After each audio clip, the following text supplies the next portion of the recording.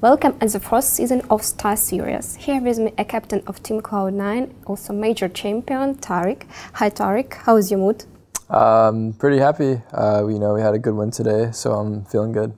Are you ready to scale new heights, like to win this tournament? Yeah, I think we're feeling really confident right now, and our motivation is at a high, and I think everyone's really excited to keep playing our games. I'm happy with the format here. It's supposed to be 0-3, and I think it'll give us a good chance to show, that we have a deep map pool, and that hopefully we can beat some of the top teams here. Okay, but you will need to win over FaZe firstly, because Nico said on Twitter that they are gonna to defend the title. Yeah, they probably want some revenge from the major, and I'm sure they want to get back to us, but we're gonna come back fighting and swinging, so it'll be a good match for sure. I'm excited to play them again if we do. First of all, let's talk about your winning at the ELEAGUE Major.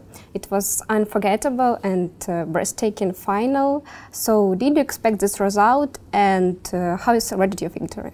I think throughout the whole series we were expecting to win. I think we were always in the game, and at no point did we think about it and say to ourselves, we don't think we're going to win. I think no matter what the score was, we were just focused on the round at hand, and we took it round by round, and that was really important because at one point on the last map we were down a lot, and we had a good comeback, which shows that we have a lot of mental fortitude on our team, and also fight to be able to bring it back from that kind of deficit in such an important match.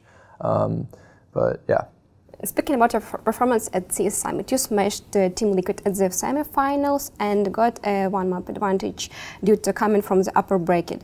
What went wrong in your final struggle against Team Liquid, and have you drawn some conclusions about this fight? Yeah, we had a big advantage going into that match, and it was definitely a slip-up for us to not take the series. I think we got complacent in the sense that we made a lot of mistakes that we usually don't, and it cost us a lot of rounds.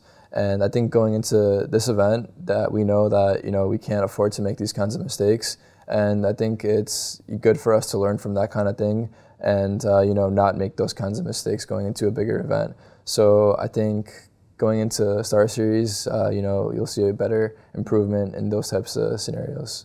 And what do you think about changes in Team Liquid lineup? I think it's interesting to see the changes. They definitely have improved a bit in the sense that their results as of recent have been better. But it'll be interesting to see over time how they transition and if it works out for them, because it's definitely a big change for them to have Nitro start upping now and also IGLing. So I think long term it'll be interesting to see how it plays out for them, but so far it seems to be working, so it's good for them. And I want to speak about one more American organization, Optic Gaming. They signed a new roster, so what do you think about it? Will they show the good results? I think Optic is actually really interesting because I never expected those group of 5 players to come together onto a team, and I don't think any of the community did as well. So I think that's the most interesting roster because no one knows what to expect from them. And I'm looking forward to see them playing. I think it'll be really exciting because it's going to be crazy. Having Config come over to NA is also a big thing to see because no one would have ever expected him, and especially to see him on Shazam's team and then Stanislaw as well. So it'll be cool to see for sure. And what post-major shuffle impressed you the most? I think the most impressive is Magicsploit to Astralis. Magicsploit to Astralis. I think that could be really good. I can see that working out really well for them. So I'm actually excited to see if there's a big improvement in their roster, because I think Magicsploit is actually really good, and I think he could be a good fit for their team. So I think Astralis might be scary at this event, depending on how much practice they've gotten in. What advice would you like to give to the players which would like to play at the pro scene and to reach as high as possible? I think it's really important to have a balance in your life. You can't just play Counter-Strike all day. You have to make sure you're doing something else, but at the same time, you have to give it your all with the time you have. So hard work is a big part of becoming a good player, and learning from your mistakes is also really important. But I would say overall, just to try to look at pro players and see what they do and bring it into your game and see if you can mimic that kind of stuff. And then you have to start somewhere, so compete at a lower level and work your way up slowly. and that's the best way to go up the rankings. You know, you just start somewhere and try to improve, basically. And do you want to give any shout-outs to our fans?